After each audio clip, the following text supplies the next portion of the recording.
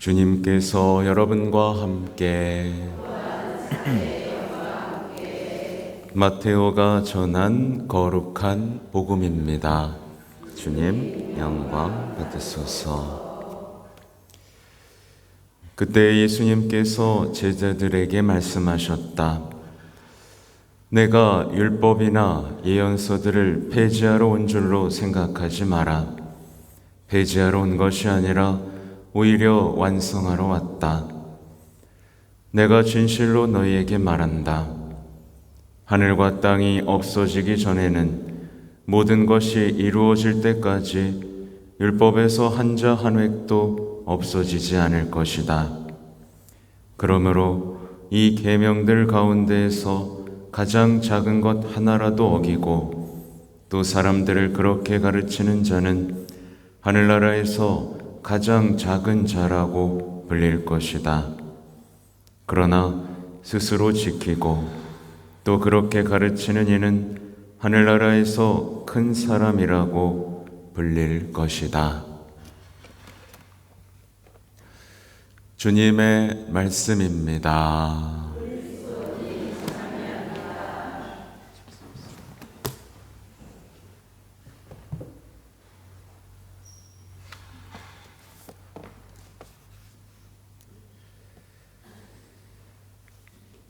찬미 예수님, 옆집이 공사를 참 오래 하죠. 이 집을 허물지 않고 다시 이제 리모델링을 하는 것 같은데요. 집 하나도 이렇게 리모델링 하는데 오래 걸리는데 우리는 우리의 영혼을, 우리의 집을 새롭게 하는데 얼마나 걸릴까요?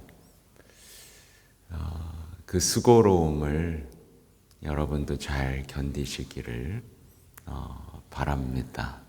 네.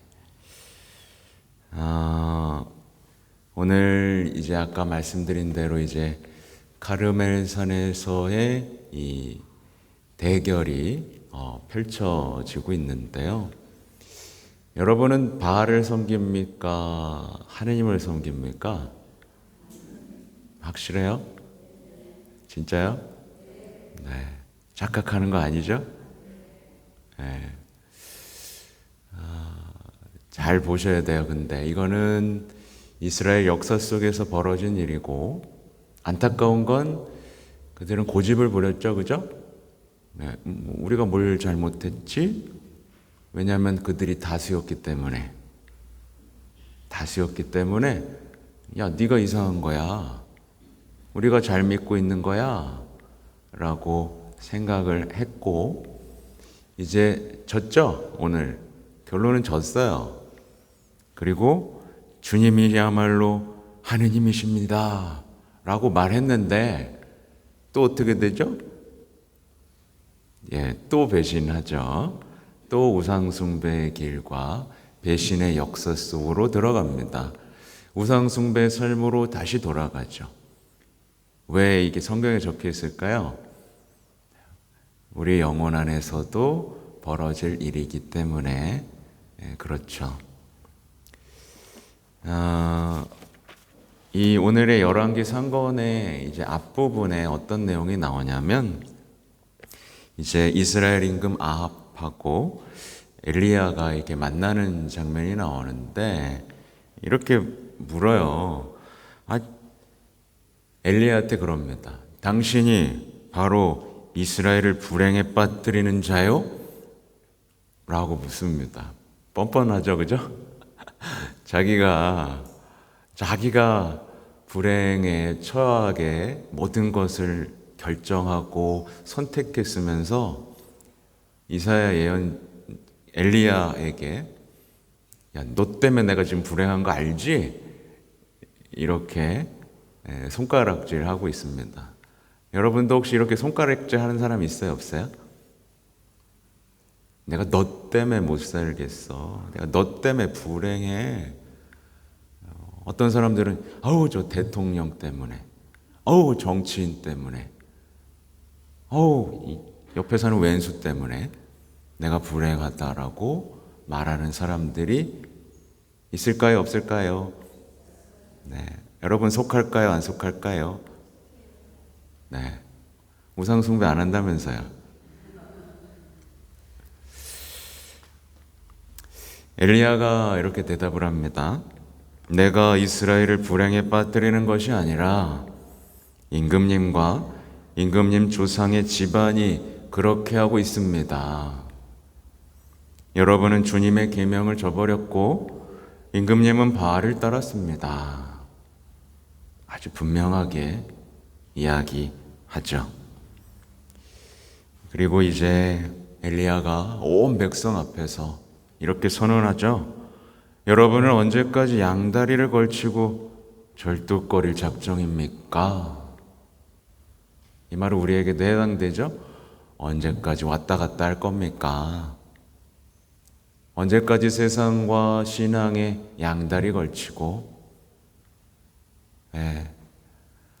예수님 사랑합니다 라고 하면서 온갖 사랑에 빠진 채로 양다리와 영적 불륜 속에서 살 것입니까? 언제까지 쩔뚝거리면서 신앙을 흉내내며 살 겁니까?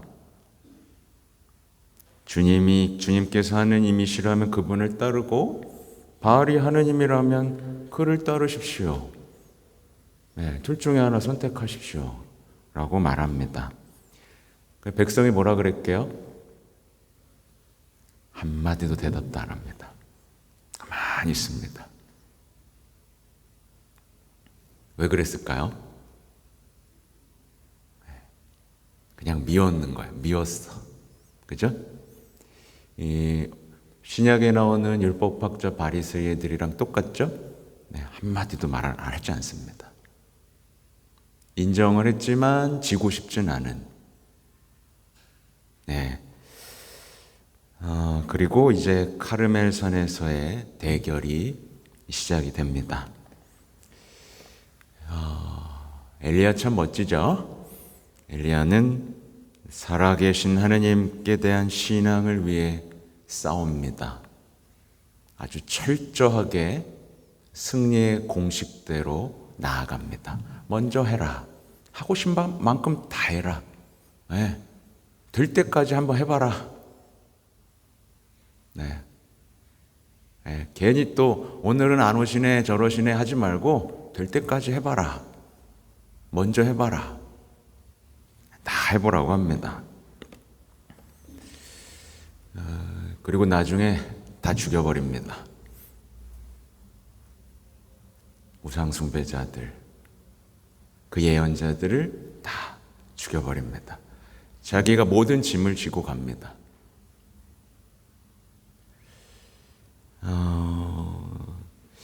우리 가르멜 재속 회원들 있나요? 얼마 전에 강의 갔는데 가르멜 재속 회원이 이제 그 잡지를 저한테 줬어요. 아침에 여기에 안 나오는 책에 출판 안 된 것 자료들 많아요 하면서 이만큼을 아무튼 주셨는데, 말하자면 가르멜 회원들은 엘리야의 후예들입니다. 우상숭배를 짓밟고 승리한 주님의 불길로 타오르는 엘리야의 후예들인 거죠. 계명을 지키고 예수님을 따르면서 성모님께 대한 신심, 참된 신심으로 승리하는 후예들, 데데레사, 십자가의 성요한, 또 소아데레사 모두 마찬가지죠. 그들은 스카폴라를 입었고, 스카폴라의 성모님 아시죠? 스카폴라, 묵주, 그렇게 내적으로 성모님과 일치돼서 외적으로 난 성모님과 일치되어 있다는 표지, 곧 스카폴라를 통해서 승리의 여정을 걸어갔습니다. 여러분, 묵주기도와 스카폴라는 떼어놓을 수 없는 겁니다. 잘 기억하세요. 조금 불편하죠? 불편하지만 그건 단순한 어떤 부족도 아니고 이건 어떤 표지입니다. 아무튼 바알 예언자들은 자신들이 승리할 것이라고 생각을 했죠. 그렇죠? 그러니까 대결을 했겠죠. 아마 몰래 불 붙이려고 했을 겁니다. 자기들이 수가 많았어요. 안타까운 건 이렇게 많이 모이면요, 착각하게 됩니다. 자기들이 잘하고 있다라고 착각하게 됩니다. 자신들이 의롭다고 착각하게 됩니다. 그래서 그들은 이제 쩔뚝거리면서 제단을 돌죠. 누구를 따라한 거냐면 아브라함을 따라하는 겁니다. 아브라함도 따라하고 큰 소리로 오래 기도를 했습니다. 누구보다 열심히죠. 피가 흐를 때까지 자신을 괴롭힐 만큼 열심히 했습니다. 예언 황홀경에 또 빠졌습니다. 근데 우상숭배였습니다. 잘 보세요. 그래서 많다고 열심하다고 하나님을 섬기는 건가요? 아니라는 게 드러납니다. 그래서 오죽했으면 요즘 신부님들이 뭐라 그래요? 너무 열심히 좀 하지 말라고. 그들은 좋은 것을 다 흉내냈어요. 좋다는 걸 다 따라하고 흉내냅니다. 이렇게 한다고 해서 우상숭배에서 벗어날 수 있는 게 아니라는 거예요. 좋은 걸 다 흉내냅니다. 크게 소리 지르고 더 많이 모이고 더 열심히 하고 더 고통 참고 예언 황홀경. 근데 그들이 주님을 알았어요? 몰랐어요? 몰랐습니다. 제대로 신앙생활 했어요? 안 했어요? 안 했습니다. 잘 보세요. 열심함과 어떤 예언 이런 것들이 제대로 된 신앙생활이라고 착각하면 안 됩니다. 그래서 제가 오늘 시작부터 말씀을 드렸지만 내가 우상숭배를 하고 있는지 안 하고 있는지를 알 수 있는 아주 간단한 어떤 표지가 하나 나오는데, 왜냐하면 뭐냐면 나는 누구 때문에 불행해 라고 말하고 있다면 그는 뭘까요? 우상숭배를 하고 있을 가능성이 몇 퍼센트 될까요? 그렇다면 여러분에게 다시 묻겠습니다. 여러분 누구 때문에 불행하다고 말해요? 안 해요? 안 해요? 안 하죠? 네. 우상숭배자들은 남 탓에서 벗어날 수가 없습니다. 남 탓, 험담에서 벗어날 수가 없습니다. 증오에서도 벗어날 수 없고요. 불행에서도 벗어날 수가 없습니다. 우울에서 벗어날 수가 없어요. 자신들의 의식은 있어요. 이것에서 벗어나기 위한 의식들이 뭐가 있겠어요? 맛있는 거 먹고 좋은 데 가고 그런 의식들을 합니다. 돈이 많이 들죠. 전 재산을 갖다 드릴 만큼. 근데 벗어나지 못해요. 남 탓, 험담, 증오, 미움, 불평, 불행에서 벗어날 수가 없습니다. 그래서 계속 의식을 해야만 해요.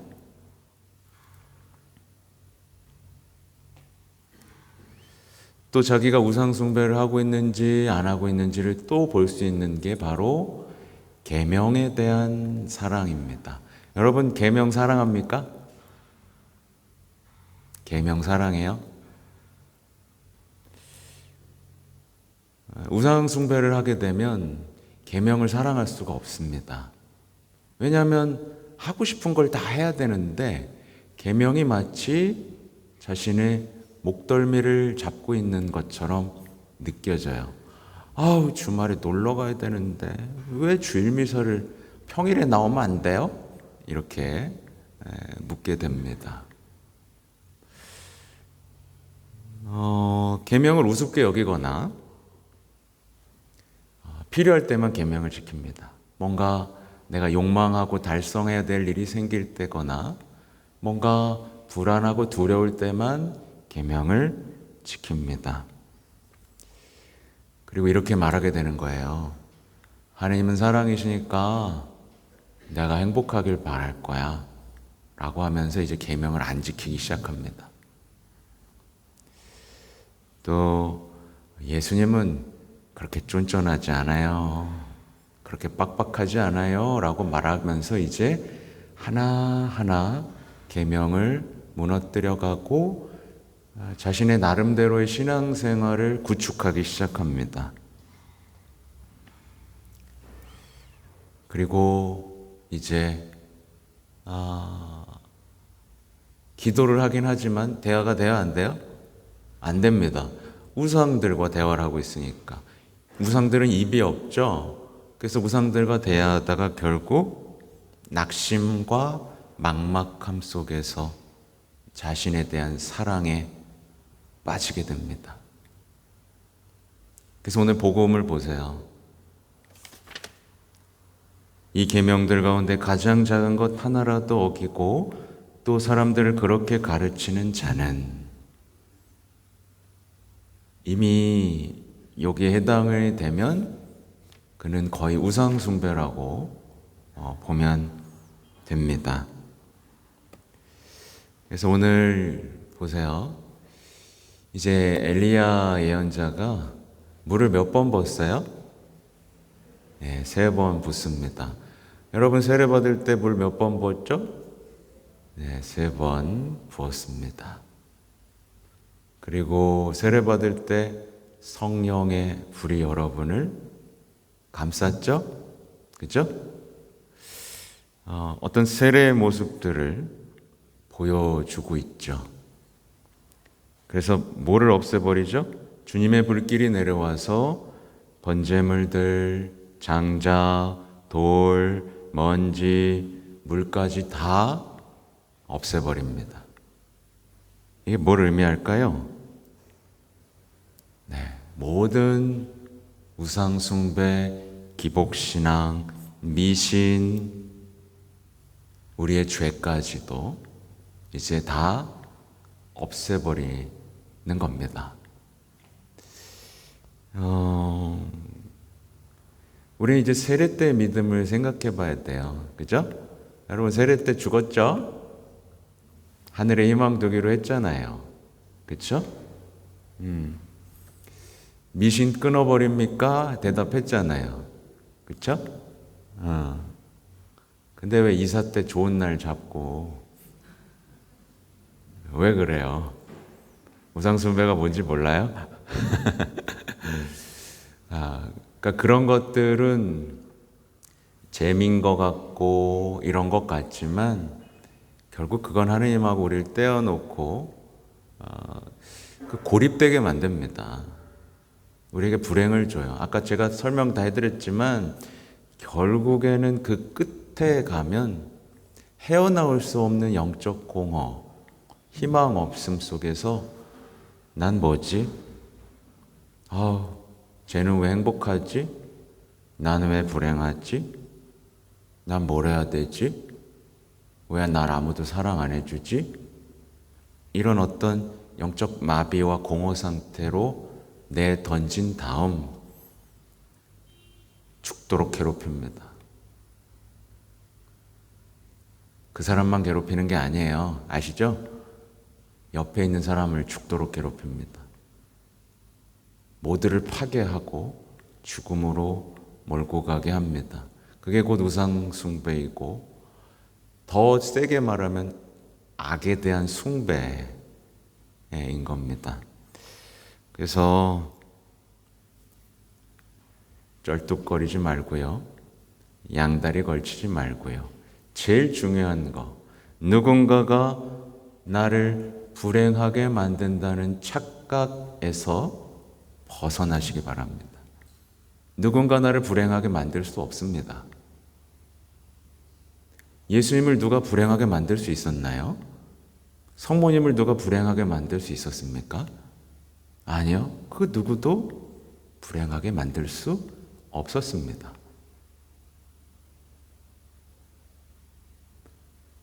믿었기에 행복했죠. 잘 보십시오. 둘 중에 하나를 선택하는 겁니다, 오늘.